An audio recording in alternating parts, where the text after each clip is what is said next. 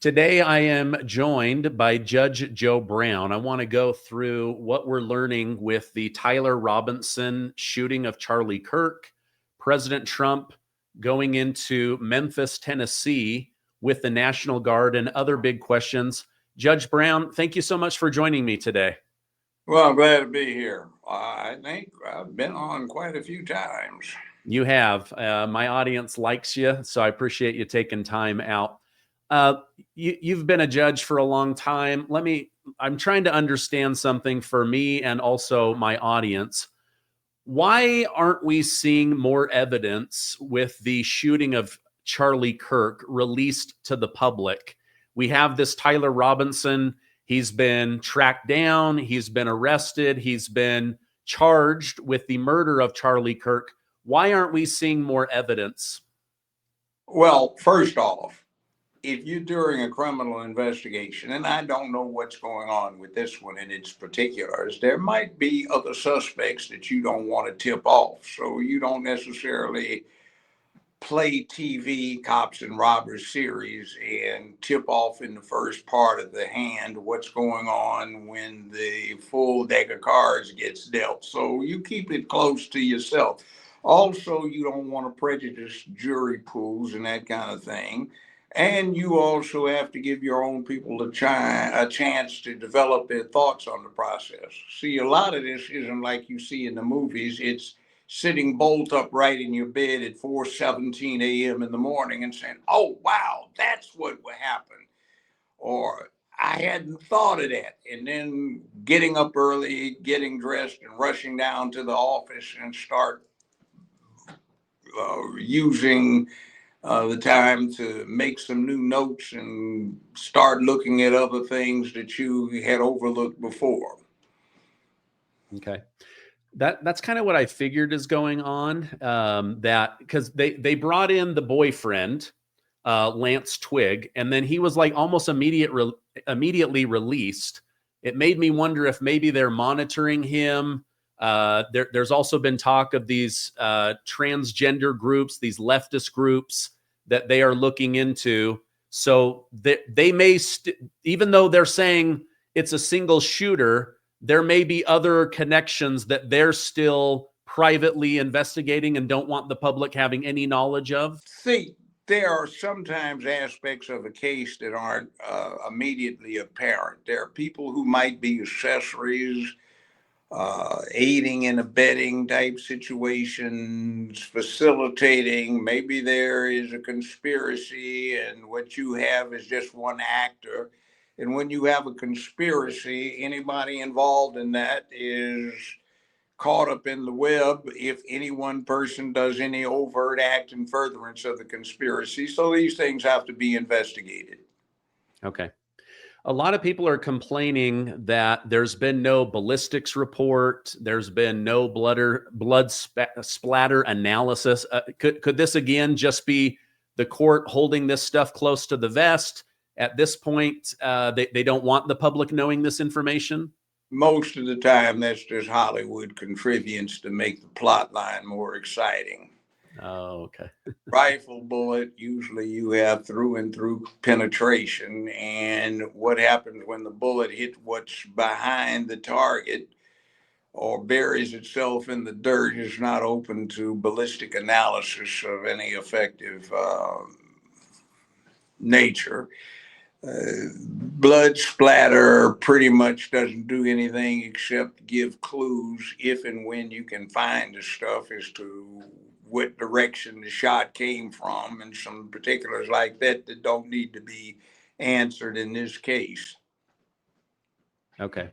So okay, let me make sure I'm understanding. So let's say that nobody knew how somebody was shot or killed or murdered.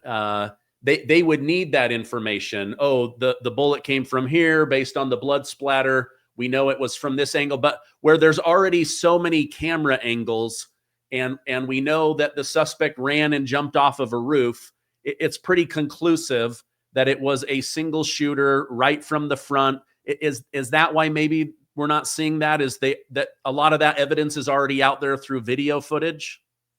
Things speak for themselves. And oftentimes that is what happens in a given case. You don't need the minutiae of absolute detail as to what went on. You need to know who the shooter was. Was there any motive? Were there any other parties involved in the event? Those are the kind of things that you have to find out if you're going to successfully prosecute a case. A lot of what the public perceives as necessity in a criminal investigation is straight up and down Hollywood. Okay. Because this is a thought that I've had is, one of the hottest things over the last 10 years has been these true crime podcasts. I've listened to them. Maybe you've listened to them. They're sensational. The evidence, the details, the tracking, the photos, all of that. But all of that is almost 100% done with a case that's done and over. We're right in the middle of something that happened just 9 days ago. So is the public demanding more than what the legal system or the criminal justice system is willing to provide? Well, it's not so much that. The public is used to this inquiring mind thing where inquiring minds just have to know right now. There is a general intolerance for this thing called patience. And what does Obi-Wan tell Luke? Patience is a great virtue, Padawan. We don't understand that these days. And that's not how humans work. You have to think things through, look at the angles, get thoughts that occur to you. Things lead to things, and you can resolve what you're getting to. So people are talking about there had to be a governmental conspiracy because it was such a shot that only a pro could take. Well, truth of the matter is the typical white-tailed deer hunter in the United States, where they hunt deer, is quite capable of taking a 150-meter shot and hitting the target that is being talked about. That's what you do if you get Bambi and put him on your table and properly fix him so he tastes delicious. So that's called harvesting game. That's not a difficult shot for anybody that has been a shooter to take. Now, as to whether or not something else is going on, frankly, I'm more concerned about the general environment that has been created over the last 20, 25 years, whereas violence has been legitimated, it's been approved, people egg it on, and the people who have been egging it on are singularly indisposed to be what you call stand-up guys and gals, and it's a real live mess. We had this George Floyd BLM situation where violence was popularized. We have the Maxine Smith crowd, the Cory Booker crowd. They get irate and indignant, the Al Sharptons, and they talk about this, that, and the other type of violence, but they don't realize that when you inure the public to violence and you stamp your approval on it, and it's widespread and the media covers it, and your entertainment's glorified dysfunctional violence, then what happens is the public accepts it, and more people are willing to employ it for inappropriate purposes. And we've had this thing over the last, the Obama administration, the Biden-Harris administration, where there is a clampdown on free speech. And it seems to be a trend these days. So I always tell people, be careful what you ask for. You just might get it, but it might be somebody else exercising what you set up. So we've got a very negative situation in our country right now. We've got very, very aggravated people on both sides. And it does not do anything for anybody to say somebody's particular perspective is so important that it can't be discussed or contravened. And that's what is going on right now. And I've seen it, and I've been warning about it on this couple of podcasts I do every week, and on X Space, and on X, which used to be Twitter.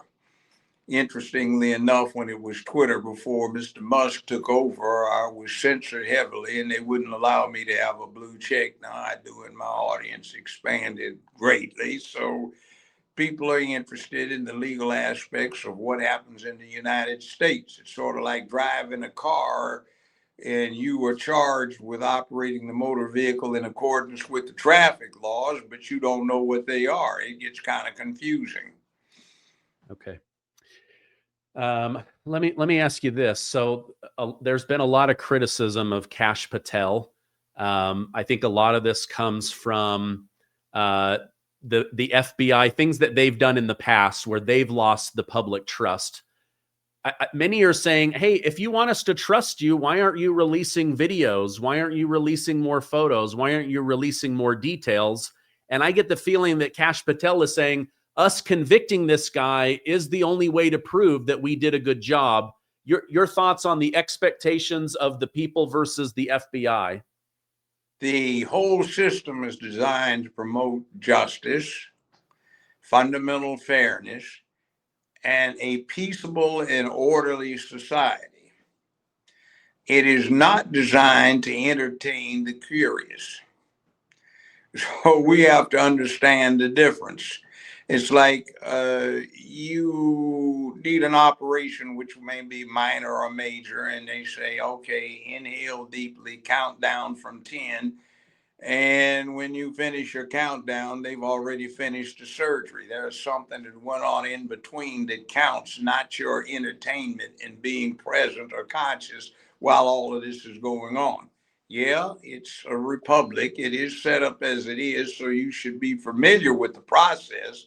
Keep careful track of whether or not the process is appropriately applied in the big scheme of things because you are a citizen, but it's not there to keep you titillated and entertained on a daily basis. When I first started watching television long time ago in the early 1950s, news was a 5-minute or 10-minute thing that was done as a public service announcement type affair by the major networks. And it'd say, there doesn't seem to be anything of great importance today, or if there was, we will be back to you and interrupt ordinary program or regularly scheduled programming if there are any developments. Now, thanks to CNN, they have become 24/7 entertainment. And as a matter of fact, there's insufficient news to really sustain that. So it has become a matter of entertainment, and you have yak talking heads who really have little experience in the topics they elaborate upon, or they pick somebody that advances an agenda who may or may not really be an expert in the subject. Okay. Now, I like Kash Patel. One of the problems he's running into is that the FBI was for the longest time run by somebody with some severe mental health issues, J. Edgar Hoover, who obtained from the start, from the origin of the FBI, some very interesting blackmail information upon important people. And he blackmailed his way into extreme power and keeping that power for far too long. And it became an institution to satisfy him rather than the needs of the American public. And there are some very horrible things that can be laid at the FBI's feet. However, Mr. Patel is faced with coming in way after the origin of some of these problems with a bureaucracy where people are in that bureaucracy who've been there for 30 years, 20, 15, 10, 5, and don't necessarily agree with what he's trying to do. So he has to overcome that resistance, ferret out the avenues of avoidance and also obstruction that are inside his institution, so it does what it's supposed to do, which is act as a law enforcement entity rather than as a political agency. Yeah. Okay. That makes a lot more sense. Hey, friends, it's Stephen Gardner here. And today I want to tell you about something really exciting. I've just partnered with Monetary Gold, one of the top names in physical gold and silver. Why? Because I believe now more than ever, Americans need real protection, from inflation to market volatility to politicians spending us deeper and deeper into debt. Gold has stood the test of time. It's not just an asset, it's security, it's independence, it's peace of mind. And monetary gold makes the process simple, direct, and secure. Here's what I want you to do. Go to StephenLovesGold.com. That's StephenLovesGold.com and claim your free gold IRA guide, or call 800-608-1770 right now to speak with a real specialist who will answer your questions and help you get started. Don't wait. Protect your future with something real. Speaking of Kash Patel, he was testifying up on the Hill to Congress, and they asked him, why don't you just release the Jeffrey Epstein files? And he said, under oath, we've released everything that we have. I've only been FBI director for 7 months. Everything I have, I've released. The only thing not released is what is blocked by these 3 different judges that won't release the actual criminal charges. Do you think he's telling the truth when he says that? That's probably likely to be the case. See, one of the problems with the American system right now, especially on the appellate court level, is you have too many judges and prosecutors and officials representing the government and the complaining parties who are amateurs. It's kind of like this. If you walked into a doctor's office you'd been referred to and you see the degrees on the wall, you might say, oh, wow, this guy knows what he's doing. But then you find out he's never been an intern or a resident. And you say, wait a minute, we have a rookie. This is all book learning. Well, too many people that are involved in the process of running American law on those levels where they ought to have vast experience in law and its application and be wise in the ways of the world, they are rookies. They have not had any significant number of trials. They have not had real live individuals across the table from them as clients, but only some corporate thing. They've spent a whole lot of time in a law library and very little in front of a jury. We have people right now that are supposed to be civil rights lawyers of great repute, and they've never tried a case in front of a jury, and they're basically rookies. And if you talk to them, their ignorance is profound. But we have this thing today that is developed into what you're all about is the image you have rather than the substance that you possess. Okay. So that's not surprising that we have this breakdown at the top. Okay. Yeah, I mean, I take him at his word when he says, I've released everything I have, right? That, like, we're now finding out they're finding burn bags of Hillary Clinton stuff. So, like, there may have been more Epstein stuff and it was burned, but he's saying everything I have, I've released. I don't know that he is lying about that. But again, the American public, they have this thirst for gossip or information or holding somebody accountable, but he just may not have anything else to release. Well, that may be the case. And what might have been there to be released has been destroyed, damaged, or secreted. For example, this thing down with the raid on President Trump's place, Mar-a-Lago, and Smith trying to prosecute him and supposedly him violating the confidentiality secrets rules by withholding classified documents. Well, the case is United States Department of Navy versus Egan, EGAN. It's a 1982 case, and with the concurring opinions that go along in that case, he had absolute authority to do what he did. Now, to the point of discussion, I have a sneaking suspicion based on my 50-some years in this particular field of criminal justice that one of the things going on is that if he had surrendered the information in question to the archivist, who, by the way, did not necessarily possess secret clearances, that stuff might have been destroyed, put in burn bags, and we would not know what it's about. So things like that are interesting. When you get into a case that is a complex case, a lot of times you find stuff that supposedly was destroyed, supposedly didn't exist. It occurred because it was just word of mouth with no record, but actually there are records, but you just have to find them, ferret them out, and then dig to see what you have. So it's a process that takes time. It doesn't happen in the context of you have a 60-minute episode for a series, out of which 32 minutes is going to be commercial break and 28 minutes the substance of the episode, and you find out from the front end what's actually happened, and then the show develops for the other 24 minutes as the rest of the people involved discover what went on, or they find a way to bring it out. That's not how the real world works. Okay. Let me switch gears with you, because you mentioned a lot of people in the law not having a lot of experience. Before Charlie Kirk had died, there was this big story in the news. This man kills this Ukrainian refugee on the public transportation system.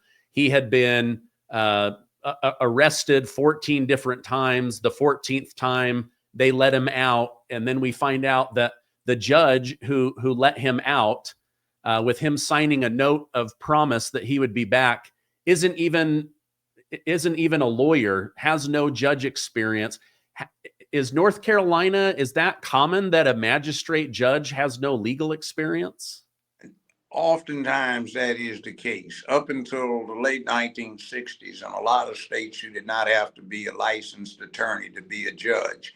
A lot of those people were grandfathered in, and they set up fiefs over the following 20, 30, 40 years that they continued to hold office that have produced some pretty poisonous things. Typically, you find them in courts that deal with juvenile or domestic matters, or as here, where you have magistrates involved in doing things like setting bonds.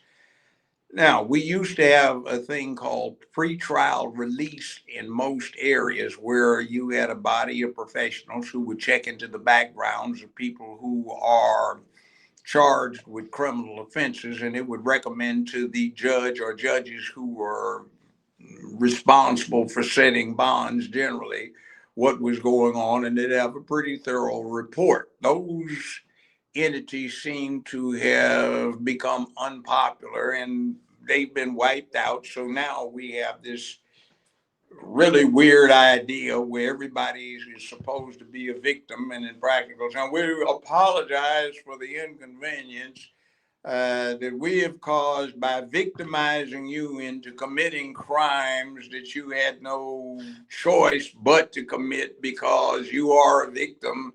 So we're going to be nice, and we're going to let you out. Concern for the public safety, welfare, propriety, or even whether or not for the fundamental consideration of whether this person is going to show back up for the balance of the proceedings to be completed. So it's a real live mess, and it's politicized, and it's caught up with this idea that the criminals or victims or some ethnic group is being picked on more than others. But the interesting thing is when you take the so-called ethnic victims and you analyze their victims, you find that the victims are the same ethnicity as the alleged perpetrators. So we have simultaneously forgotten about innocent until proven guilty beyond a reasonable doubt, and then turned around and taken that presumption of innocence and corrupted it into saying, hey, you're a victim. It isn't your fault. You're entitled to be pampered like some little toy pet and pet toy. And, you know, we have to take care of you. You're helpless. So you're entitled to have somebody make sure you suffer no wants and no neglect. So you are not on your own. You stay in your crib and from birth to death. And that is a very bad way to run society. Okay. Thank you for clarifying that. Let me ask this last question. I appreciate your time. I know you've stepped away from an event. President Trump said he wanted to go into Chicago. There's been a lot of citizens in Chicago saying, we need help. The crime is overwhelming. The governor has said, why don't you stay out of our blue state and out of our blue cities? So President Trump says, okay, well, I'll go to an area that has a red state Republican, and then I'll ask, what is the city that we need to clean up? So now he's saying, I want to send the National Guard to Tennessee, and the city there is Memphis. We want to go in. I've seen dozens and dozens of videos of people in Memphis saying, I would love help cleaning up the crime. My children aren't safe. My business is getting vandalized. Your thoughts on President Trump wanting to go into Memphis, Tennessee with the National Guard? It's his duty and responsibility. See, if the local enforcement can't handle it, then the county steps in. If the county can't step in, the state steps in. But it's part of the United States of America. So if they can't handle it, then the federal government steps in. Some people have the cognitive idea that we don't want you in here because the fact that you're in here shows that we are incompetent, inept, and unable to do what we got elected or appointed to do. So we don't want to be embarrassed. As a matter of fact, what I am right now, I'm in a gun range, and what we've been talking about is organizing a community militia, perhaps using an ability for the state to expand the National Guard to extend itself a bit so that the citizenry does not have to sit back helpless and watch their communities literally go to hell. They can participate. We can use the money that is being misappropriated for other purposes by the locals and bring it to bear in setting up communications, training facilities, organizational structures, and involve the citizenry in ensuring that good, effective law comes to the communities in which they live. So we are talking with some of the gun shop proprietors and those who operate ranges, along with certain, shall we say, more enlightened officials, and we're going to come up with a plan to make Memphis safer. It is the most violent place in the United States of America. It is the 10th most violent city in the whole world. And when I retired 25 years ago from the bench, it had the 5th largest number of state criminal cases in America, not proportionately, not as a percentage, but an actual number. It went Los Angeles, New York, Chicago, Dallas, Memphis, Houston, Miami, Detroit, etc. And that is still the situation here. And it is a disgrace that we have elected officials who are too scared to go out and walk amongst their constituents. Our mayor shows up at 4-star, 5-star restaurants with 5 to 8 police as his bodyguards because he's afraid to talk to the people. He's been involved with some questionable situations where some hundreds of millions of dollars have been allegedly misappropriated. It's almost a joke what goes on in Memphis, Tennessee, in terms of what happens out of City Hall that's inappropriate. And if you have the people at the top behaving in what looks to be a criminal fashion with allegations that seem substantial, how can you expect the lower levels out on the streets to be inspired to act with law and order? It is not safe for anyone to go anywhere. There's been a lie perpetrated here where, for example, if 6 people get shot, that's listed as 1 assault, not as 6 attempted homicides. Cases are underreported. Some of the conservative stations here are beginning to look into the court dockets to see which new cases of violence have been docketed.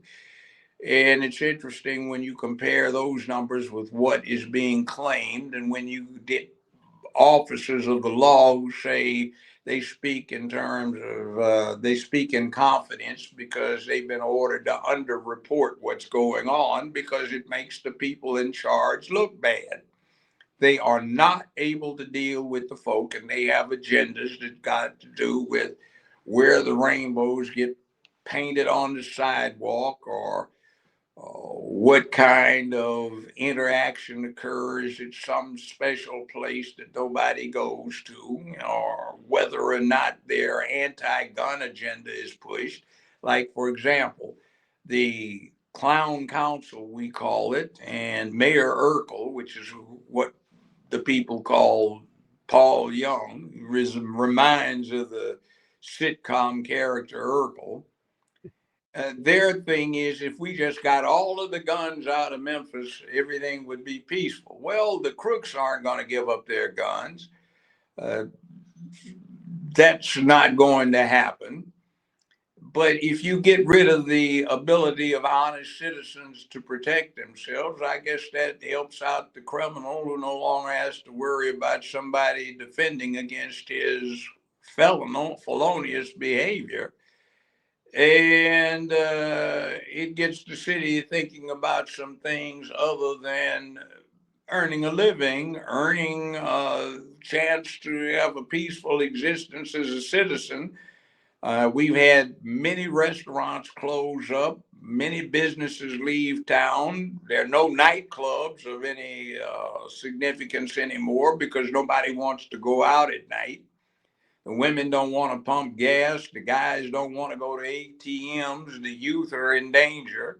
And nobody is concerned about law and order because it just doesn't fit this blue thing of, well, the criminal is a victim. So I think in the last several days, I have not talked to anybody who's not firmly part of the Democratic Party apparatus who is against the National Guard coming here. Well, that's good to hear. I looked up some crime statistics. Where I live, the murder rate is 0 per 100,000. In Memphis, it's 56 per 100,000. You're now saying that you have empirical firsthand knowledge that the crime is out of control. But as President Trump announces that, I saw many Democrat leaders in the Senate and in the House saying, this is all race-based, this is racism. If he goes in, it just proves that he is a racist president. Well, let's debunk that straight up. If you're talking about black folk being victimized and being treated, profiled because of racial considerations, 90+% of their victims are black, just like they are. So what about the black citizens who are being victimized? The Democratic Party is telling them to go to hell. In Memphis, let's look at the reality. 75% of the cops are black. 75% of the deputy sheriffs are black. The sheriff is black. The chief of police is a black female.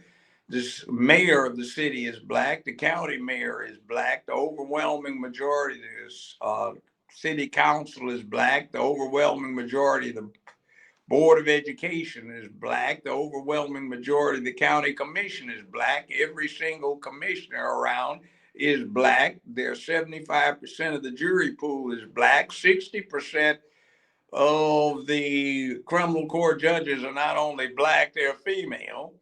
So exactly where in the devil do you get the racism that interjects itself that people are talking about? That's garbage. But what is going on is $220 million supposedly to finance a major international hotel chain, rebuild a decrepit downtown hotel. Why we're in that business, I can't fathom, except for the fact that there is an 18.7% minority set aside. The hotel is advertising. Meanwhile, the mayor says it's only 15% because their records reveal that he and his gang got 3.7%, which is $8.6 million out the deal. There is $220 million being donated to developing a 25-acre plot of land smack in the middle of downtown Memphis that a developer was allowed to get without bid for just $600,000, with the $220 million going to finance what he wants to put in there. $700 million to take the Mid-South Coliseum and turn it to a soccer arena, several billion dollars to build a new football field, et cetera, et cetera, et cetera. And the list goes on in terms of tax dollars being misappropriated. Elon Musk is trying to put in one of the biggest AI computer manufacturing facilities in the world. He had a free year where he didn't have to apply for any permits. He jumped on it, applied for one immediately. He passed all the tests, but we have somebody here who is a local elected blue official, says he's violating EPA Environmental Protection Act laws, but there's never been a study. And the mayor keeps saying there will be one in 2 weeks, which gets put back week after week. So he is willing to donate $87 million and build a new water treatment facility for Memphis, which has allowed its facilities to decay until they're almost useless. He didn't want to tap into the city power grid, so the controversy is over some gas electric turbines that generate his own energy. There is an oil refinery located nearby that is most likely the source of any pollution that people complain of. The community that's impacted is literally a shithole where it has one of the lowest per capita incomes in the whole United States, one of the very highest crime rates. It's filled with trash and litter. Nobody cleans it up. There are overgrown yards, crashed trees, debris, and garbage all over the place. And they want to complain about the fact that somebody is opening up an entity that will bring in billions of dollars into the local income and hire a lot of people. And also Musk is offering to finance free education basically for the promising students, which is something that's desperately needed. So all of that's supposed to go by the wayside because the popular perception is certain people are seeking, you don't want to call them bribes, let's just say offers under the table or consultancies where somebody gets a $500,000 contract. You get 10% as a consultant fee, even though you introduced the legislation to set it up. See, this is the kind of thing that's going on here. It should be one of the biggest, most beautiful cities in America, but it's a hellhole because it's neglected, and the people that are here look at the offices they hold as a conduit toward wealth and elevation of status rather than as service opportunities to serve the communities they represent. And by the way, I saw that exchange between Patel and, let's say, Cory Booker.